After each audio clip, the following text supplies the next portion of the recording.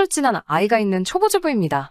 결혼하자마자 성질 급하게 나온 아이 때문에 신혼 초부터 당초 세워뒀던 계획하고 계속 어긋나고 있네요. 신랑이 다니는 회사에서 결혼 전에 서울지사로 발령난다는 이야기가 거의 확정된 거나 마찬가지라고 했어요. 그래서 없는 돈 끌어모아 신혼집은 서울에 구해놨는데 무슨 일인지 아직도 강간무 소식이라 단 하루도 제 집에서 지내본 적이 없네요. 그래서 아직 신랑은 다니던 회사를 그대로 다니고 있어요. 요즘 같은 시국에 서울에 새 직장 잡기도 힘들 것 같아서 그건 포기했어요. 지금은 20평짜리 방 2개 딸린 집에서 월세 내면서 살고 있습니다. 신랑한테는 언제쯤 발령나는 게 확정이 나는 거냐고. 기약이 없는 거면 차라리 서울에 구해놓은 신혼집을 전세로 돌리고 여기에 전셋집으로 하나 구하자고 했지만 신랑은 곧 서울로 가게 될 거라면서 그럴 필요 없다고 하는데 기약 없이 매달 월세로 버리는 돈이 아주 아까워 죽겠네요. 저도 결혼 전에는 회사를 다니고 있었는데 우리 아이가 태어나면서 남편과는 아이가 5살 정도가 될 때까지는 제가 전업주부를 하면서 아이 케어를 하기로 합의를 본 상태였거든요. 제가 하는 일이 월급은 많은 편은 아니지만 수요가 많은 편이라 일할 곳 구하는 건 문제가 없었어요. 그래서 아이가 어느 정도 크고 어린이집 다닐 정도가 되면 저도 복직을 계획하고 있었어요. 쥐꼬리만한 월급이기는 하지만 남편보다는 제가 벌이가 약간 더 좋았어요. 하지만 아빠 손에 크는 것보다 제가 직접 키우는 게 좋겠다 싶었고 남편도 서울지사로 발령이 나면 월급이 조금 오를 테고 저는 직장을 구하기도 상대적으로 쉬운 편이니 그렇게 하기로 했습니다. 지금도 직장을 구하려면 구할 수 있지만 시가나 친정이 지금 사는 곳에서 거리가 있는 편이라서 아이 돌봐줄 사람도 없고 사람을 쓰자니 배보다 배꼽이 더 클 것 같아서 내린 결정입니다. 지금 사는 곳 근처에는 신우네가 살고 있어요. 가까이 살지만 멀게만 느껴지는 신우잖아요. 아무리 남편의 여동생이라고 한들 저와는 사실 평생남이나 다름없었으니 그냥 대면대면한 사이였어요. 신우네랑은 사이가 좋지도 나쁘지도 않다는 말이죠. 원수지고 지내는 사이는 아니고 신우도 결혼을 한 상태라 두 부부가 한 달에 한두 번 정도는 같이 만나서 식사 정도는 하고 근황 이야기 정도는 주고받는 그런 사이입니다. 신우는 당시 출산을 4개월 앞두고 있었고 직장을 계속 다니며 돈을 벌고 있었어요. 그날도 넷이서 같이 만나 저녁 식사를 하는 날이었는데 대화를 나누다가 신우의 산후조리에 관해서 대화를 나누기 시작했습니다. 제가 결정하기는 했지만 저는 아직 직장을 포기하고 전업주부가 된 사실에 미련이 조금 남아있었거든요. 지금 살아온 인생의 반을 넘게 공부해서 들어간 회사인데 사실 5년 뒤에 복직이 생각처럼 쉬울까 하는 걱정도 있고 결국 이렇게 전업주부의 삶을 살게 되는가 싶어서 그 누구에게도 내색은 안 했지만 속이 조금 상했거든요. 신우도 저와 같은 입장일 테니 그냥 어떻게 생각하고 있는지 앞으로의 계획은 어떠한지 정말 걱정해주는 마음으로 물어본 말이었어요. 산후조리원 다닐 거고 3개월 육아휴직을 내겠다고 하더라고요. 그 말에 제가 대번에 아이는 어쩌고 복직할 생각을 하냐고 물어봤지요. 지방 중소도시에 있는 코딱지만한 회사 다니면서 신우는 회사에 대한 자부심이 대단한 건지 자기애가 강한 건지 그 회사는 자기가 없으면 돌아가지 않는다고 말하면서 육아휴직이 끝나면 바로 복직을 해야 한다고 하더라고요. 그래서 애는 어쩌고 복직이냐고 물어봤더니 마치 그 말이 제 입에서 나오기를 기다렸다는 듯이 저에게 대답하더군요. 언니, 그래서 말인데 어차피 애 보는 김에 우리 애도 봐줄 수 있어요? 라고요. 그런 걸 물어볼 거라고는 생각도 못했기 때문에 당연히 농담이겠거니 싶어서 우리 애 보는 데만도 허리가 부러질 지경이라고 농담하지 말라며 손사래를 쳤더니 저한테 잘 생각해보라고 하면서 말도 안 되는 소리를 늘어놓더라고요.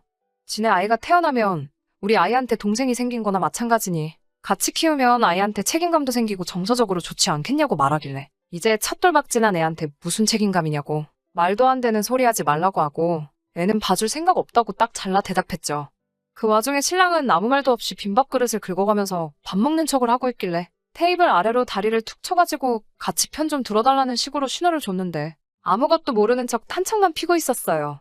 신우 남편도 그렇고 우리 신랑 하고 있는 꼬라지를 보아하니 이미 저 빼놓고 셋이서 벌써 이야기를 끝낸 것 같다는 느낌이 들더라고요. 꿀먹은 벙어리 마냥 아무 말도 못하는 우리 신랑과는 다르게 신우 남편이 난데없이 신우 편을 들면서 3개월이면 100일도 안 지난 아이인데 어떻게 어린이집에 맡길 수 있겠어요? 하면서 거들더군요. 그래서 제가 서방님, 저는 어떻게 믿고 100일도 안 지난 아이를 맡기세요? 라고 되물었더니 저는 가족이라서 괜찮다고 하더라고요. 그러면서 기분 좋으라는 식으로 입에 발린 칭찬을 하면서 저를 회유하기 시작했어요.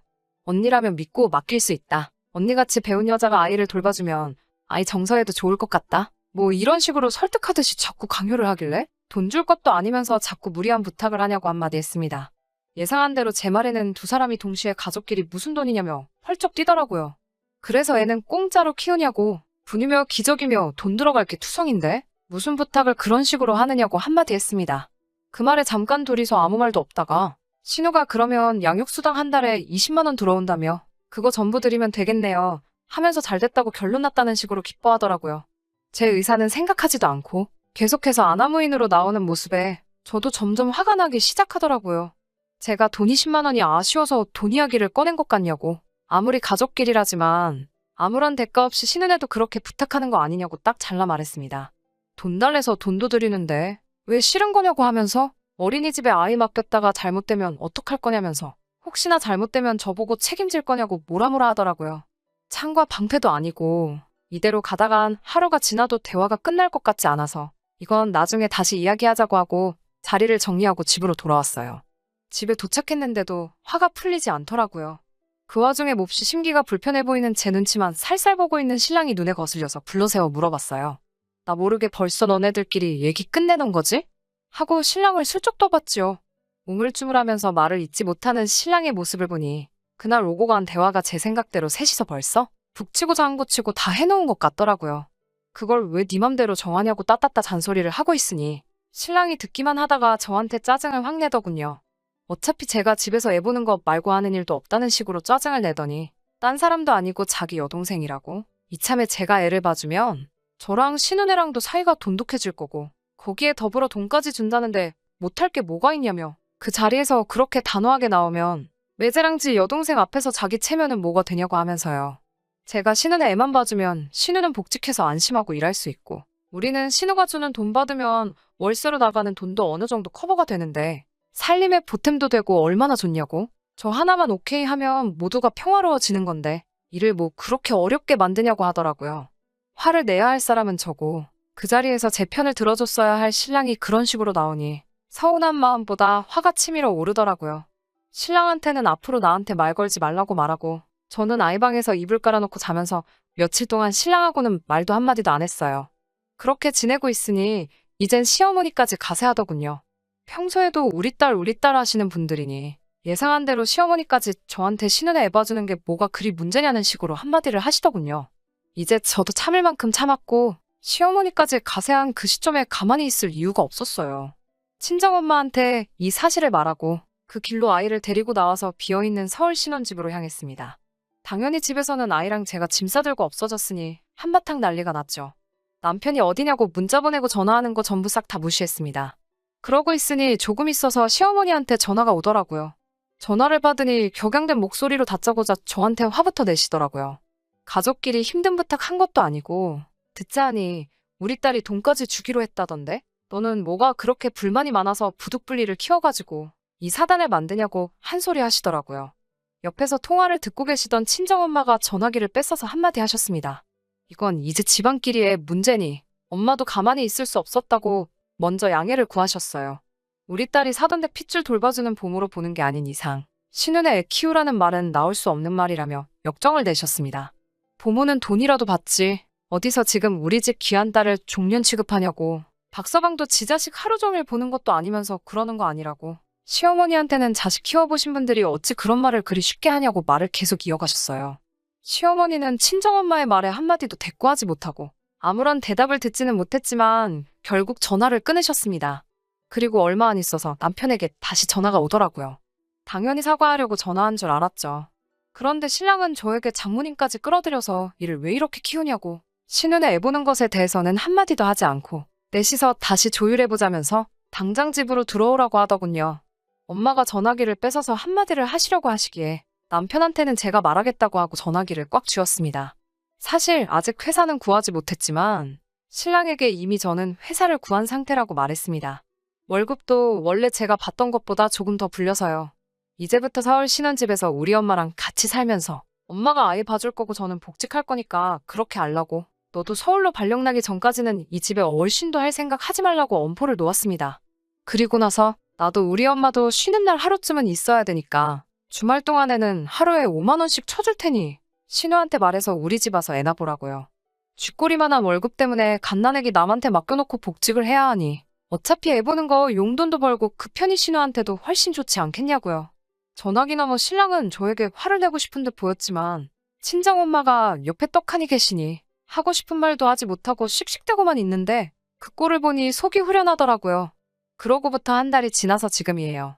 쉽다고 생각했던 복직은 생각보다 어려워서 아직 직장을 구한 상태는 아니지만 신랑 쪽은 아직 그 사실을 모르고 있습니다.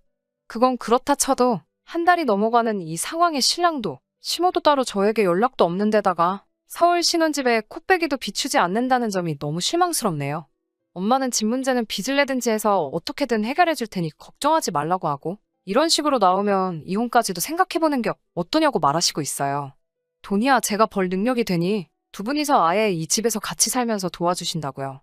아빠 없이 자랄 우리 아이한테는 미안하지만 지금 이 상황에 엄마의 말이 틀린 말은 아니라고 생각하고요. 출산을 앞두고 있는 신혼에는 궁금하지도 않네요. 가끔은 제가 너무했다는 생각이 들 때도 있긴 하지만 아무튼 이건 제가 만든 상황이 아니고 지들이 자초한 일이니까요. 후기 보냅니다.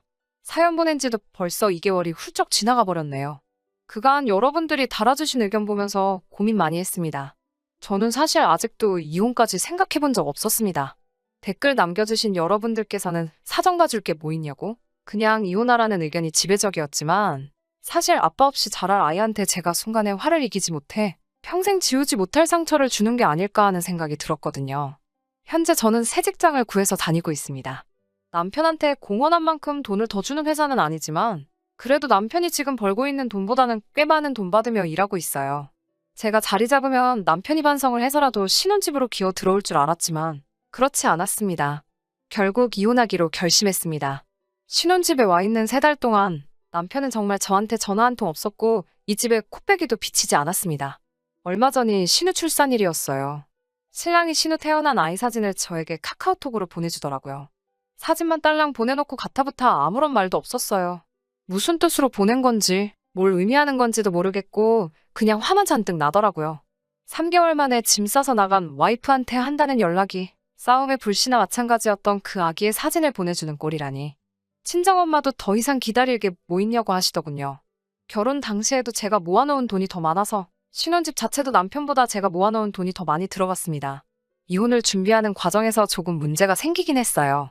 서울 집값이 그 사이에 정말 엄청나게 많이 올라버려서 남편의 목만큼 갈라주는데도 허리가 휘어버리게 생겼더라고요.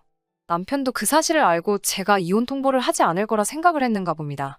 의기양양하게 돈 아까워서 이혼을 못하겠냐며 으스대는 남편을 보니 우라가 치밀어 올랐어요. 이 사실을 어머니께 말씀드렸더니 정말로 고향집을 정리해가지고 오셔서는 그 돈을 저한테 주시더군요. 저 하나 때문에 평생 살아오신 고향집 정리하고 그 돈을 저한테 주시는데 정말 눈물이 다 나왔습니다. 고향으로 내려가서 시어머니 보는 앞에서 이혼 서류 앞에다 던져줬고 제 마음 돌릴 생각 없으니 도장 찍으라고 했습니다.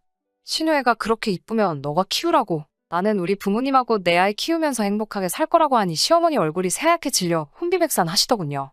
아이의 경우는 제 직장이 더 탄탄하고 교육 인프라가 더 잘 되어 있으니 변호사님 말로는 양육권은 저에게 있을 거라 하시더군요. 그 사실을 아시고는 얼마 전까지 저보고 하나 키우는 거 같이 키우면 어디가 덧나냐고 하시던 시어머니도 장손 뺏긴다는 생각에 제 눈치를 보면서 남편한테 빨리 사과하라고 난리도 아니었어요. 진작에 이렇게 했어야 하는 것을 3개월이나 시간을 끌었다는 게 정말 스스로가 다 한심하네요. 좋은 의견 나눠주신 여러분들께 우선적으로 감사의 말씀을 드리고 싶습니다. 신우 애 키워주며 식모살이하는 결혼 생활보다 부모님하고 새로운 삶의 터전에서 아이와 함께 살아가는 행복한 이혼녀가 되는 게 훨씬 낫겠네요. 앞으로 저희 가족들한테 행복한 일만 가득하면 좋겠습니다. 의견 나눠주신 분들께 다시 한번 감사의 말씀 드리겠습니다.